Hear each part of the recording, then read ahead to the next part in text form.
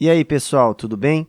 Eu preparei esse vídeo que é um resumo da aula online que a gente teve no dia 10 de agosto. A aula foi sobre o feudalismo e aqui eu fiz um resumo para vocês.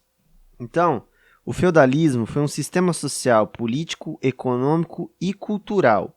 O que significa isso? Que é um sistema que organiza a sociedade de uma forma geral. Então, ele se iniciou a partir do século V na Europa Ocidental e foi se consolidando a partir dos séculos até chegar por volta do século X, onde ele tinha uma maioria ali na Europa. Duas questões são fundamentais para essa nova organização da sociedade medieval: a crise do Império Romano e as invasões dos bárbaros. O feudalismo está baseado na ideia do feudo, que é uma grande propriedade rural com uma produção agrícola de subsistência e com uma sociedade estamental. Vamos entender isso melhor. Observem essa imagem ilustrativa do feudo. Agora vamos desenvolver melhor essa ideia do feudo. Um feudo geralmente era dividido em 5 partes: a fortaleza / castelo, que era o centro administrativo do feudo. Servia também de residência do senhor feudal e de fortificação para proteger de ataques inimigos. Geralmente, os quartéis e guarnições militares também ficavam dentro da muralha do castelo. Segundo ponto, a igreja, que compunha não só o templo, mas algumas terras para a agricultura de subsistência do clero e para o cemitério. O terceiro são as terras comunais, bosques, florestas, pastos, açudes e rios. Era de uso comum para todos, mas em alguns feudos era proibido aos servos caçarem nessa região. Geralmente servia de pasto para o gado ou para pegar lenha, ficando a caça de animais restritas apenas para a nobreza. O outro ponto é o manso servil, as terras utilizadas pelos servos para o plantio, para a subsistência e para o pagamento de taxas. E tem também, por último, o manso senhorial, que é o quê? São terras exclusivas do senhor feudal, onde era paga corvéia e toda a produção do local ia direto para o líder do feudo. Vamos explicar melhor sobre isso ao longo da aula. Então, a fonte dessa escrita é da História Estúdio. Aqui estão as principais características do sistema feudal. É muito importante entender esses pontos. O primeiro é a ruralização da sociedade. A economia da época sofreu uma queda, com a diminuição das atividades comerciais e da circulação de moedas, e a produção agrícola começou a ganhar um caráter de subsistência. O que seria esse caráter de subsistência que está no segundo ponto?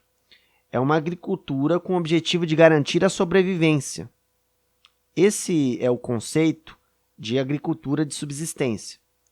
Então, outro ponto fundamental é que havia um baixo comércio, pois a economia era muito mais baseada na troca, escambo, do que na circulação de moeda.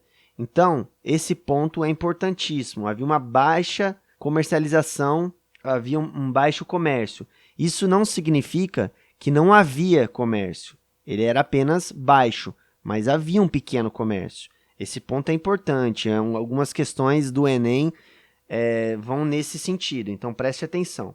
Então, o sistema monetário ele era limitado, pois havia baixa circulação de moeda. E outra característica fundamental era a sociedade estamental. Vamos ver o que seria essa sociedade estamental.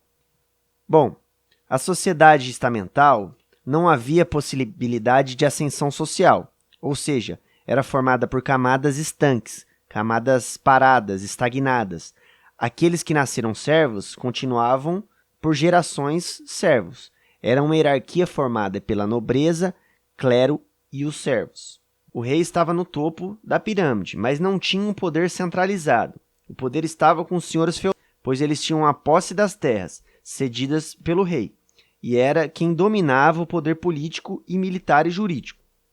Eles faziam parte da nobreza, que estava do lado do clero na pirâmide social, mas ambos segmentos eram divididos. Então, vocês podem olhar aqui no desenho que havia uma divisão, né, no clero e na nobreza, em alto clero, médio clero e baixo clero. E na nobreza também, alta nobreza, média nobreza e baixa nobreza. Então, dentro da nobreza também havia uma relação que a gente vai ver depois de suzerania e vassalagem, que é um ponto fundamental. Abaixo dessa pirâmide, bem no meio da pirâmide, há uma divisão, né, que é a separação entre o privilégio desses setores da sociedade e o povo comum, que era dividido em burguesia, e aí também era dividido em alta burguesia, né, e baixa burguesia, pobres, camponeses, que eram domésticos, trabalhadores urbanos e servos. Então, essa é a configuração de uma sociedade estamental, que é uma sociedade extremamente desigual, onde quem tem acesso, né, quem tem posse da propriedade de terra, e quem está ligado à igreja, e quem tem articulação com o rei ou o poder militar, é quem domina todo o sistema organizacional dessa sociedade. Então, quando a gente pensar nessa sociedade, era uma sociedade estagnada, com várias divisões. O poder político era descentralizado. O rei não conseguia centralizar o poder. Era dividido entre os senhores feudais, pois eles controlavam os feudos. Então o rei ele tinha propriedade da terra e ele passava essas terras para as posses desses senhores feudais que administravam os feudos. Então esses senhores feudais também tinham relação de lealdade com o rei. Então era uma relação que era estabelecida entre esses setores da sociedade. Outro ponto fundamental quando a gente vai estudar o feudalismo é essa relação de suzerania e vassalagem. O que seria isso? É uma relação que se dá entre a nobreza. Então, essa afirmação é importantíssima. Essa relação se dá entre a nobreza, entre essa camada social. Não se dá entre outros segmentos dessa sociedade. Isso também é um ponto que sempre cai no vestibular. O que seria essa relação de suzerania e vassalagem? Isso se dava entre os nobres. Então, os nobres se reuniam para firmar um acordo entre eles, em que um deles cedia a posse de um feudo, a posse de uma área, de uma terra, de uma propriedade rural, para ser administrada por outro nobre. Então, quem cedia essa terra era o suzerano, e quem aceitava era o vassalo. Isso se dava, repetindo mais uma vez, entre a nobreza, naquela estrutura de alta e baixa nobreza. Geralmente, quem recebia essa posse de terra do suzerano eram os cavaleiros. Então, essa relação se dava entre a nobreza. Há quem diga também, ou faz uma analogia entre o poder do rei e da nobreza, como o rei fosse o suzerano dos suzeranos. Ou seja, o rei é o proprietário da terra que cede, dá posse para que um nobre da alta nobreza administre essa terra. Logo, o rei tem um poder de suzerania. E esse nobre da alta nobreza também pode ceder para membros da própria nobreza, da média e baixa nobreza, a posse de terra, que seriam os vassalos. Então essa seria a relação de suzerania e vassalagem. Esse é outro ponto fundamental sobre esse período. Agora vamos falar um pouco dos servos. Os servos ficavam obrigados a servir o senhor feudal e pagar impostos em troca de ter um local para morar e plantar, mas não podiam trocar de feudo quando quisessem. Os principais impostos cobrados nos feudos eram a talha, metade de tudo que fosse produzido pelo servo no feudo deveria ser passado ao senhor feudal. A corvéia, de 3 a 4 dias por semana, o servo deveria fazer diversos trabalhos para o senhor feudal, seja na manutenção do feudo ou no plantio e na colheita do manso senhorial.